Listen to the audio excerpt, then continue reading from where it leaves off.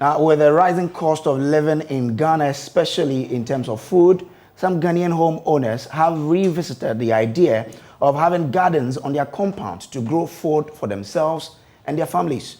Others too are even using it as their source of employment. I have been looking into this and I have this report. These are peppers, what they call this, these are all peppers. Like the normal hot pepper? Yes, the big one. Tracy, a mother of two, walking me through her home garden around Kaswa. She tells me she's been doing this for over a year now. It's been wonderful. There have been some, ups and downs, but it's expected in everything you start. So I've been learning along the way and it keeps getting better. In the difficult times like we find ourselves now, Tracy says this garden helps her to cut down on the cost of feeding her family. In difficult time, you get to save some money. Some things like peppers, tomatoes. Those are basic things we use all the time. And if there's a day that you may not even have money on you, at least you can just walk to your backyard and just pick up something and make something to eat. Yes, and then there's satisfaction in knowing what is in what you are eating. So just to have a perfect vegetable to put on the shelves. Knowing what you're eating, one, gives me a lot of peace of mind. She says she can sometimes harvest so much that her neighbors get to benefit. Okra is keeps you on your toes. Every morning you have to pick, because if you don't pick, they'll go bad. So every morning I pick, and sometimes I don't even know what to do with it. I still have okra from my freezer from last year that I'm still eating. So I have to call my neighbors to come and harvest, and they are happy. They come, garden next, they pick okra, they pick pepper, everything they get, they pick. Because sometimes, honestly, my freezer is so full. I don't have space. If I'm not going to visit my folks that I'll go and give them, I have to give it to my neighbors. Tracy is not alone in this. Fred Duho is a seedling developer based in Lashibi. After losing his farm at a Ramsar site, he decided to turn his whole space in the house into a home garden. Look around, so every space, the passion was there. So every space that I have here, I make sure I make use of it and then sell it to my neighbors. I started this container garden. I grow parsley, mint in them. Then I send to the market, Tesco market, and we sell them there. I grow mint. Okay. Yes, and parsley. That was what I was doing first. Okay. Yes, but when the coronavirus came, then people wanted seedlings to grow in their homes. Okay. So I started growing seedlings for them. Okay. Yes. He tells me people are now becoming aware of what they eat, and so many people are going into home gardening. It's been great. It's been great. A lot of people are now becoming aware of what they are eating. Some of the foods are not being grown well.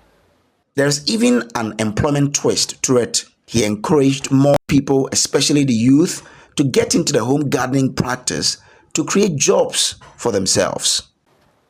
There's now high demand for organic food, and people are willing to grow vegetables in their homes. So some people are busy. They don't have time to be nursing seedlings and taking care of them. So the youth, anybody who's unemployed, can take it up and help, like yourself. Journalists, you don't have the time, you go around. But if you want to grow your garden, you can just pass by and grab your seedling. And then that's it. So that's how profitable it is. The cost of things, especially food, is on the increase now. So as a way of people checking their expenditure in terms of what they eat in the house, many people are today engaging in home gardening.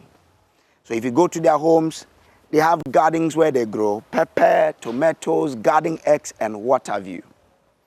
And this, they tell me, is really helping them to cut down on their expenditure in homes. Now, if we all can do this in our homes, it means that we'll all be cutting down on our expenditure, thereby finding ways to cope with the rising cost of living. For Joy News, my name is Samuel Kojo Brace.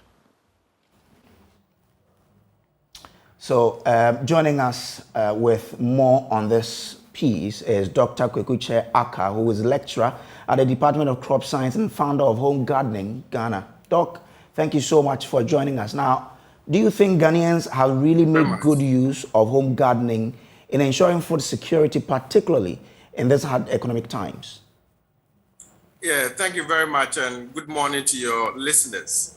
And then I will say that yes, because when I started the campaign, I started it in 2019, but I actually created the platform on the 3rd of July, 2020. And then if you can see, within just 1 year, or let's say about 1.5 years, you have about 198,000 members. About 140,000 members are Ghanaians. And so that tells you the way people are embracing home gardening. When we started, we moved around the country where we saw a lot of people showing interest in gardening. So we have community groups as well, where they are helping each other. So now I would say that if Ghana really want to get out there to improve food security, home gardening is the sure way, because everybody is now conscious about what they want to eat. We're looking at some time ago, JoyNews did a documentary on the abuse of pesticide on vegetables. And that is also one of the concerns where people are now also looking at trying to produce their own food, which is healthy. And home gardening is the answer. So home gardening is now what people are really embracing. They are really growing, and a lot of Ghanaians are into it. Looking at every day, I get no less than 500 people sending requests to join the page.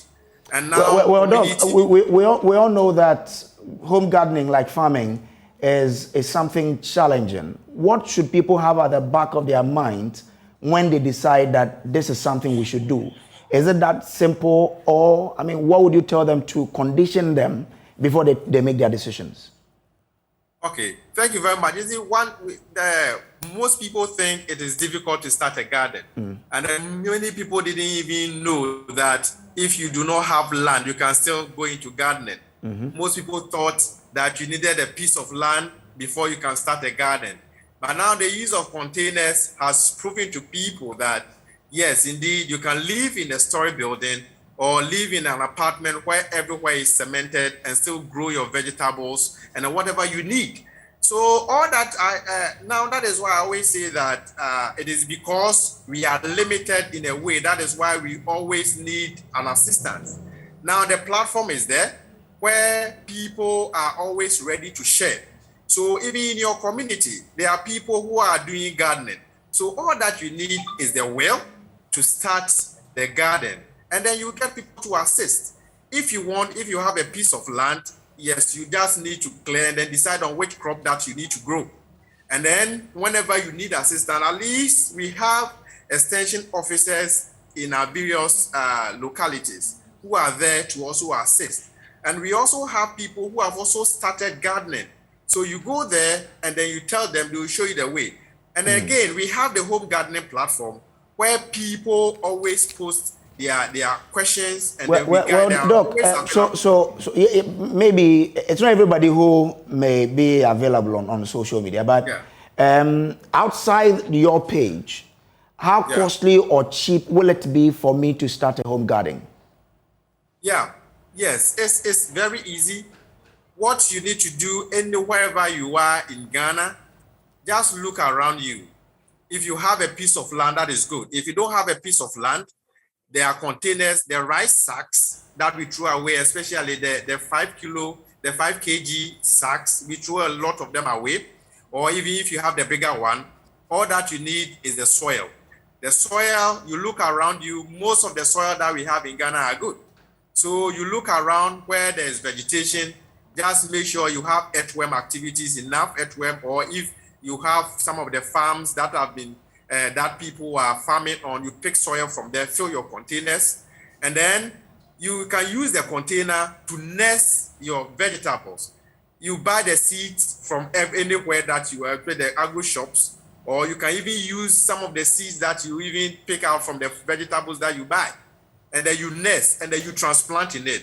All that you need to do if you want to use containers is that you create holes and die so that water do not stay in it. And then again, if you need, we have some of our students that we have asked to go out there and then help people. Okay. So all the agri officers in our various localities are also available to help. All that you need to do is to reach out to the MOFA office. The MOFA office, we have extension officers that government is paying every month to assist people. So all that you need to do is to call on someone to come to your home to help you. All right, Doc. I'm very grateful to you for joining us all the way from the University of Cape Coast. So that's Dr. Kwekuche Aka there. He is with the Crops Department of the University of Cape Coast. Let's still stay with the agri sector because Ghana's chain has broken the survival of the industry. Soya processing companies have been producing under 30% capacity. The market is currently dictated by foreign buyers and their agents who mostly pay for the beans above local market prices. Prince Appiah has been investigating the issue and reports Ghana is losing on two fronts.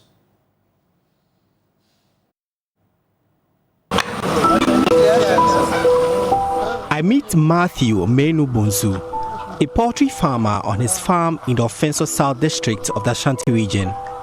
With 15 workers, he has been working on this farm for the past 3 years. He tells me 2021 is turning out to be the worst year for the poultry industry. Had it not been that there are a lot of people here who are like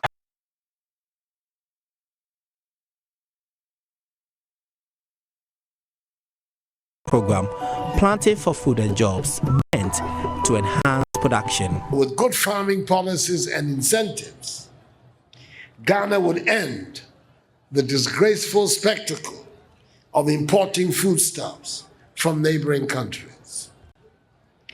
To the millions of farmers in farming communities and villages in all parts of Ghana, I'm happy to inform you that Planting for Food and Jobs is the basis of the answer to this twin problem with which you have been confronted in recent years. Soya bean was one of them.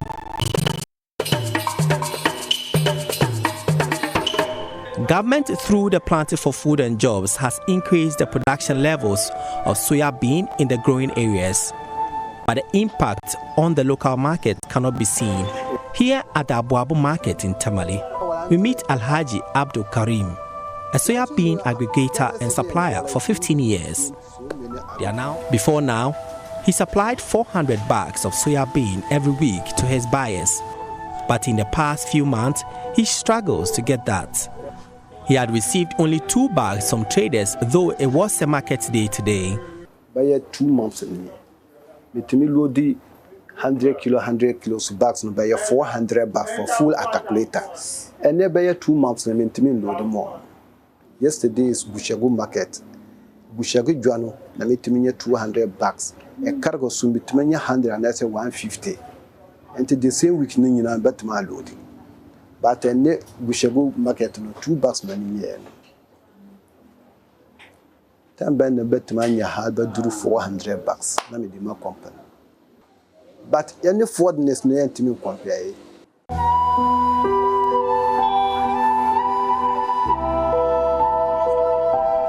So we moved to Yendi to meet other aggregators of the commodity.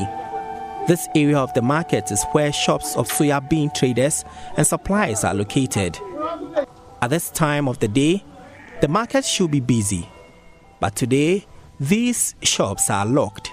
The traders can afford to play some games because market is slow. Meet Mohammed Seidu. He has been dealing in soya bean for close to 10 years now. He opens his almost empty shop with only 10 bags of 100 kilos of soya bean that can hold 300 bags. Whilst in the market, we witnessed one of Seidu's suppliers bring him just a bowl of soya bean, which seems to have become the trend. This woman used to sell at least 10 bags for us every week. Now she came with only 2 bowls. That is what she got in the market. He says the foreigners, especially of Indians, have taken over the market. At first, you could have a week, you could have loaded at least more than 500 bags or 1,000 bags a week. But now to get even 300 to supply to your people is difficult. Seidu is worried the situation is impacting negatively on their businesses. So, this is April. Something that we're supposed to get shortage of service, something like September going. So that maybe October the new one will start coming. So look at this thing. So from April, May, June, July, August, I think there will not be soybeans. So we can process 100 tons of soya beans a day, and the refinery can do 20 tons a day. So we process 100 tons and we refine 20 tons of oil a day if we have the raw material. Since we started, for lack of raw material, the highest we've been able to do is 70 tons a day. It's not that the efficiency is not good or the capacity we cannot meet, but just that we don't have enough raw materials. Very unfortunately, our market has been open to foreigners to do anything that they want. They go to the farm gate to buy directly from the farmers. So we are actually short of supply to even run the operations. The season begins in October, and we are in March, and there's no soya bean in the system. So October again. So you can imagine how the situation is affecting us. Coupled with the fact that there's nowhere people could go and then go into the Ghanaian can't go into India and go to the farms and start buying. You have to deal with the institutions. Ghana, we have commodity exchange. Why are they not buying from the commodity exchange, like regulated market, or maybe buy from the aggregators in the markets? But they go to the farm gate directly to buy from the farms.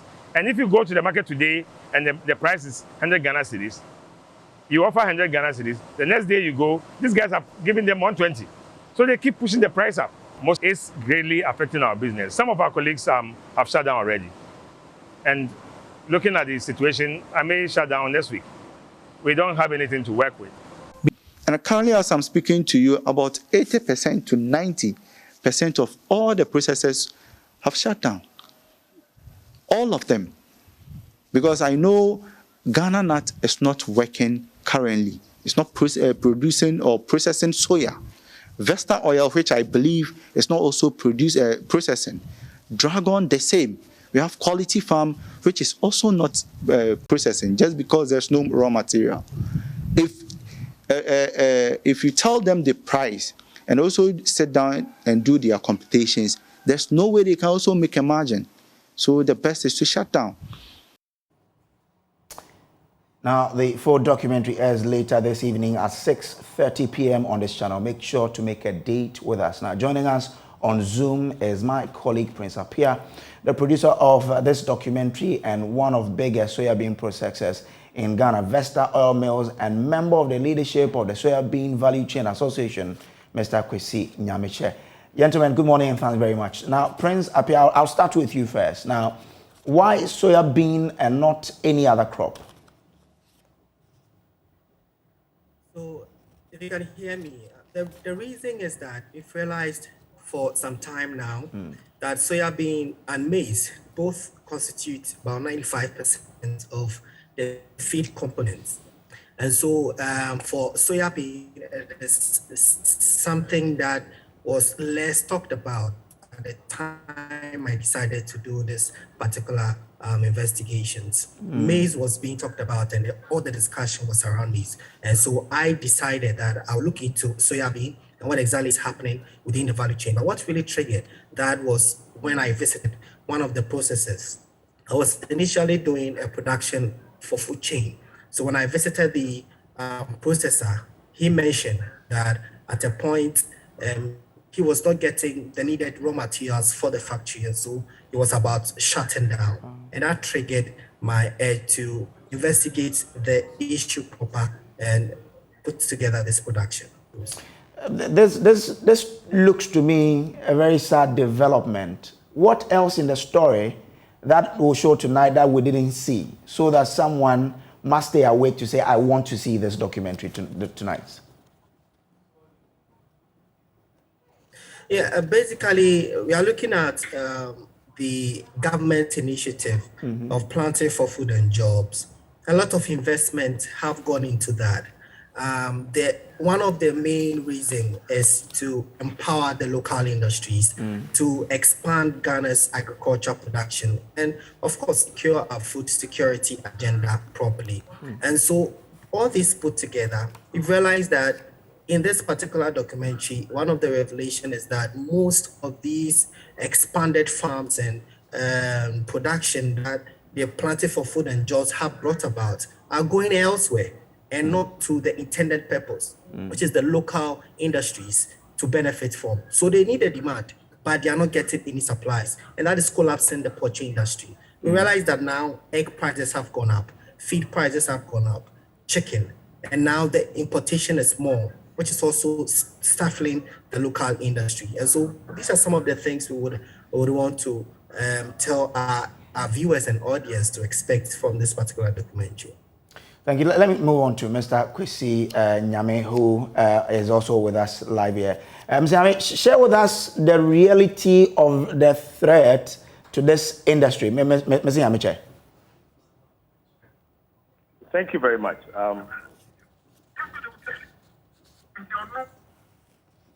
Hello? Mr. Nyame, yes, the line is better now. Thank you very much. Most of our businesses are collapsed. Some are collapsed already.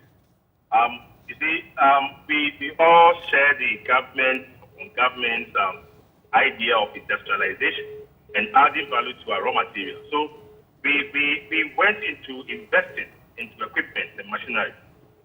And now the machines are idle. I mean, people are not working. Workers are laid off. I used to have 120 workers. And most of them are out. So that's the challenge to the industry as far as this situation is concerned. And because of that, poultry farmers are also having to buy their poultry at a higher cost. Well, since government, Ministry of Agriculture, for example, says that we are doing enough in the Planting for Food and Jobs, have you reached them with this development? What have they been telling you, as in what they want to do or are doing to solve this situation? We have been in constant communication with the Ministry of Agri and Ministry of Trade. The two ministries are both aware of the situation going on now in the country. We even set a committee to regulate the exportation of soybean, for example, and other grains. And we managed to get an LI pass to regulate the exports. I think recently the Minister of Agri announced that grains and soybeans are restricted from exportation, which is a good idea. But the next day, I saw in the Business and Financial Times, permit has been given for 13.5 million worth of soya to be exported, which was a betrayal as far as I'm concerned. I didn't say that as fun at all. As if we have excess. That was the caption. That Ghana has exported excess soya beans out of the country, whilst industries are closed because of lack of raw material. That to me is a betrayal. But what does the law say? Does the law give permission that some amount of it can be exported? Yes, the law says local businesses, local industries should be looked at first, and then excess should be exported. And in this case, local businesses don't even have a grain a legume to process, and we are exporting. And not that we did not even have an interaction with those people who want to export. We went to have a discussion with them, and they mentioned the price. We were willing to buy at the price, so they exported it. Is it fair? This looks more sad. The more I listen to your story, it paints a bleak picture of the industry. But have you then petitioned the Agric Ministry on it, because the law says that you only have to export excess? We are not even getting. Have you petitioned them that what you intended to do is not working out? It is the ministry who prompted us that people have come for permit. Do we need some of the beans? And we said yes. And we went to have a meeting at the ministry with two of the groups, one having 10,000 metric tons, one claiming to have 10,000 metric tons, one claiming to have 5,000 metric tons. We asked for 5,000 to be sold to us. And we didn't get one. They've exported everything. That's really, really sad. So what do you plan to do going forward? Finally, this is my final question to you. What do you plan to do? Personally, what I'm planning to do is like somebody advised me, maybe find more money, which is not easy anyway, because if at the current price right now, if I need to have soya bean for like 3 months stock, I need in excess of 40 to 50 million Ghana cedis, which is not easy money. Okay, so these are some of the reasons why we're having discussions with the ministry and all the stakeholders and the banks to make sure. But as it stands now, if laws are passed, laws are not going to make to work and all that, then I mean, I think we are limited. But we'll try and see if we can have some discussion with some banks to agree, maybe to use the grain as a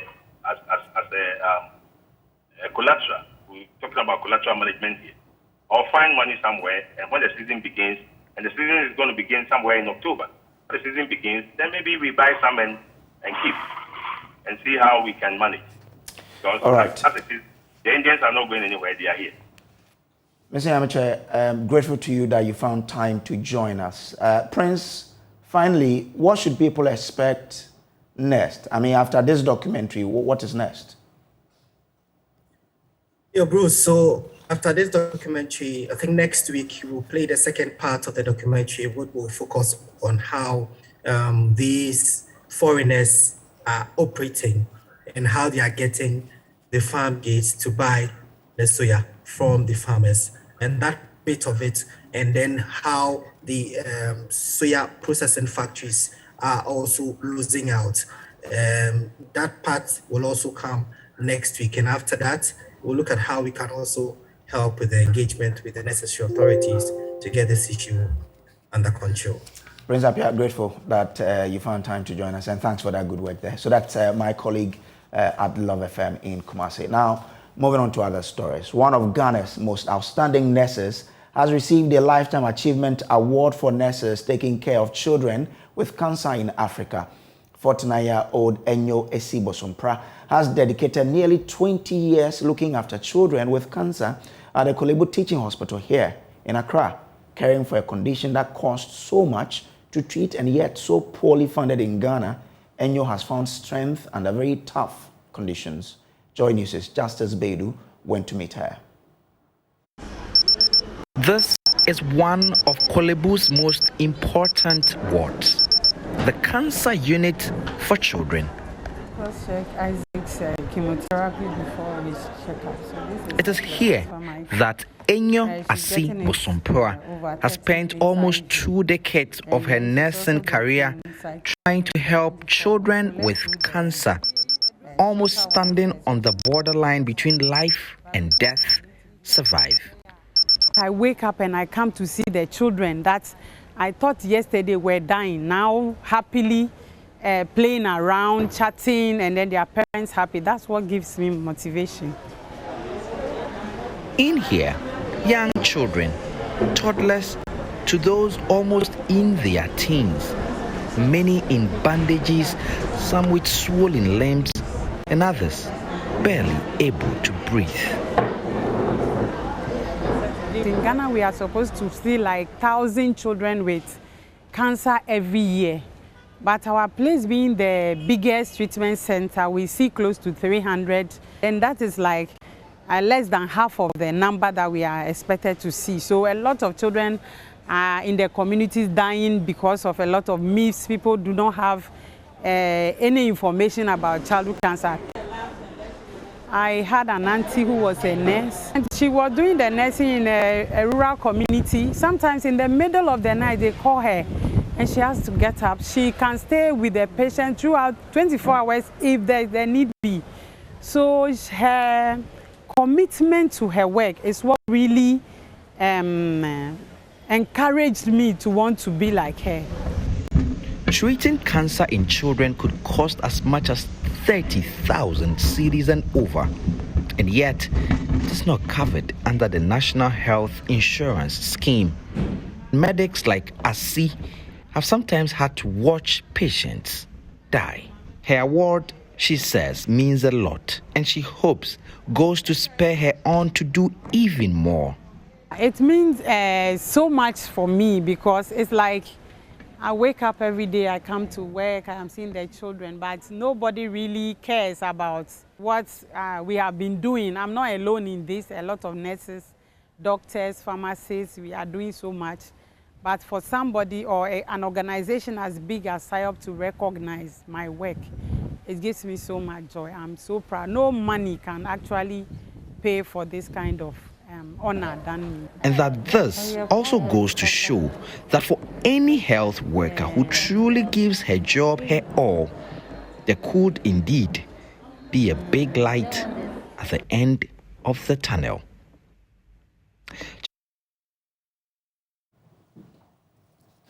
From that very motivating story, let's move on to other ones. After demonstrating their knowledge excellently on the stage of the National Science and Math Quiz, winners of the 2021 edition from Prempeh College and the other finalists from Presec, Legon and Ketasco were to apply their knowledge in rearranging a dummy human digestive system at the Sharia Science Museum in Dubai. Their performance will convince their teachers that it is time to introduce more practical sessions in class. Manuel Kranting reports. This is the Sharjah Science Museum in the heart of Dubai. Here, various practical illustrations of scientific experiments are displayed to court the interest of young people for the sciences. From physics to chemistry, biology and others, visitors are allowed to try their hands on the setups to appreciate the reasoning behind each experiment. Today, the winners of the 2021 National Science and Maths Quiz from Prempeh College, together with the other finalists from Qatar SHS and Presec Legon, are here as part of an all-expense-paid trip organized by Adanse Travels. First, there's an electricity show.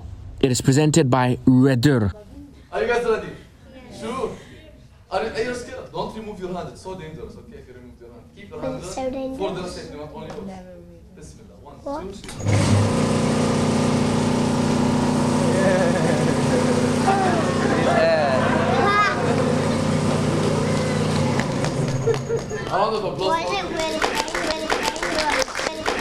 The presenter, himself a second-year physics student at the university, is impressed by the contributions of the NSMQ team.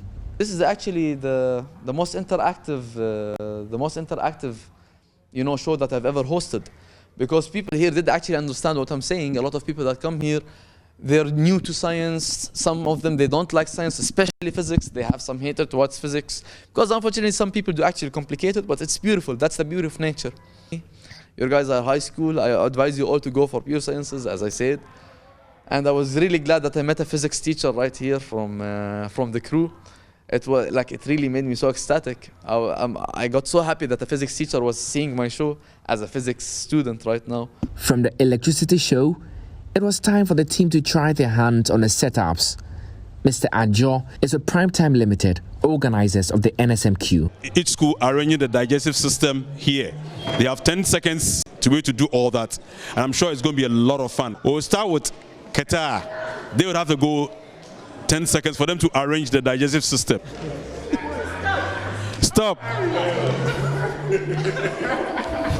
One after the other, all three teams failed to correctly arrange the parts, exposing an apparent gap in their practical knowledge. Their teachers noticed this. Have the same model there, but they don't actually fix it. They just study it and they don't go through that kind of steeplechase thing of fixing it. That's what they are not used to. So from here, we will make sure at least those down there learn how to fix it. Going forward, when we go back, we'll inform the teachers so that when you are teaching them modules like this, they will allow the students to be actively involved by fixing themselves. From the discussions that we had with the teachers, realize that they are all facing the same situation, the same problem. That is why we have what we call the STEM Festival, the practical aspect of the National Science and Maths Quiz, where all of these things are there. This trip by Adansi Travels has not only afforded the students some fun time, but also highlighted the need for the inclusion of more practical sessions in science training in Ghana. Manuel Cranting, JoyNews, Dubai.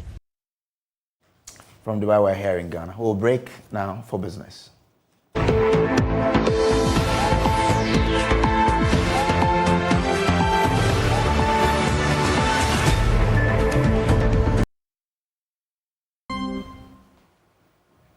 Hello, good morning. Welcome to Business here on News Desk.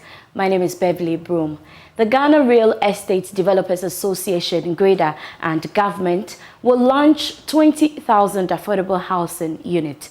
This is one of the major steps to help bridge the housing gaps deficit, which is estimated at a little above 2 million units. Here is President of GREDA, Patrick Ebo Bonfo. As of GREDA, we have an arrangement with government. We signed an agreement with government, which is being reviewed to make it more functional. We signed an agreement for 20,000 housing units. It's being reviewed as we speak.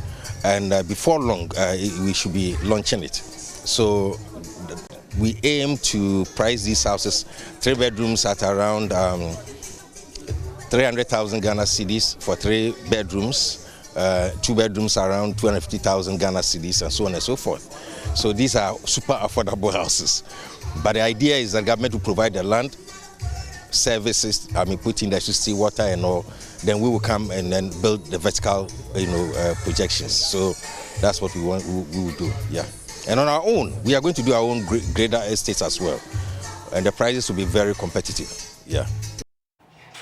The Registrar General's Department has increased the penalty for filing of its penalty for late filing of annual returns effective 30th June this year. A statement said the penalty has been increased from 450 to 500 Ghana cedis. It said, and I quote, "This increment would apply to all companies, namely public-private companies limited by shares, public-private companies limited by guarantee, i.e. churches, schools, unions, associations, clubs, etc., and private unlimited companies." Now, these companies are to file their financial statement together with their annual returns at a cost of 50 Ghana cedis per year. External companies are to submit their account to the department at a cost of $600 per year, or in default, pay a penalty of $750 in addition to fees for all defaulted years. Partnerships and sole proprietorships are to renew their businesses at a cost of 50 Ghana cedis and 25 Ghana cedis per year, respectively. Sole proprietorship owners can electronically renew their business names by dialing the short code *222#, select RGD, and follow the prompt to make payment of renewal using the Ghana.gov platform, using the Ghana.gov payment platform. Mosbet Ghana has said it is giving back to its customers through its Hits the Highest Odds promotion. According to the operations manager Gilbert Eden Bebley, this is to foster the relationship between the company and the patrons. He entreated them to take advantage of the promo and win more prizes. He was speaking at the launch of the promotion.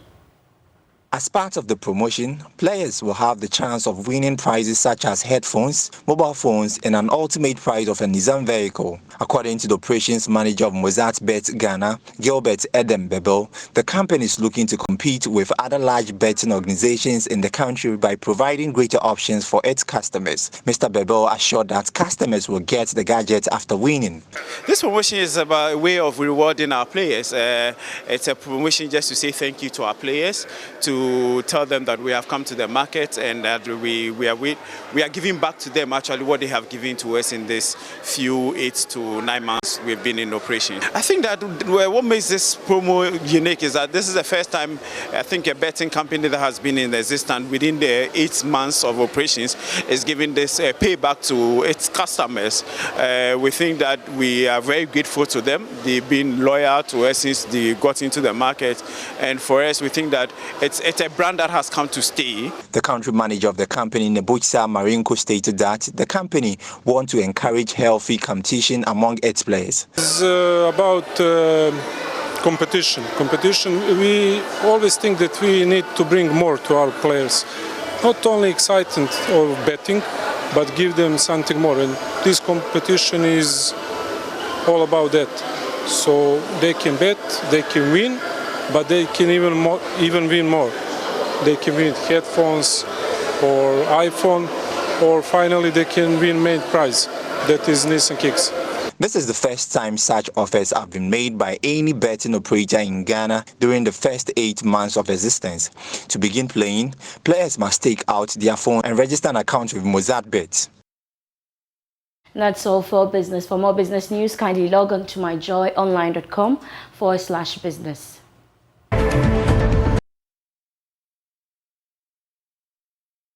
Now let's do some more stories here. Minister of State Enterprises Joseph Kujo says even though he believes in privatization, selling off non-performing entities is not the way to go. Speaking on the AM show with my colleague Benjamin Akapo, Mr. Kujo said it is more prudent to sell assets that are of value.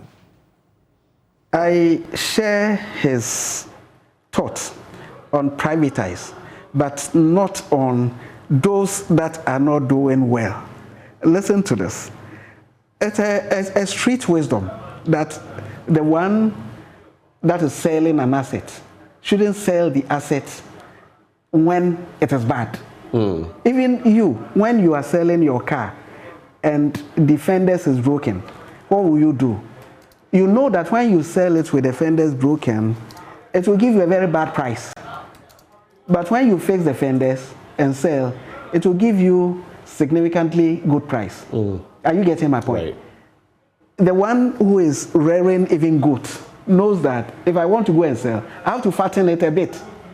You don't sell your asset. If you are selling a house, you tell me if it is dilapidated, you will go and sell in that state. So the same thing, selling a company. When it is terribly bad, you sell, you don't get value. Okay? So his statement, privatize, should be those that are performing and are not playing critical role in the economy. To create some checks and balances in there, privatize them. And that is why previous government, Kufuor government, GCB Bank is on the market, GOIL is on the market, SIC on the market. They were, unless you can go to the market, you can be privatized for value when you are doing well. That was Ghana's Minister for State Enterprises. And that's all in our news for you today. There's more news at myjoyonline.com. My name is Samuel Kojo Brace. Thanks for your company. Have a good morning.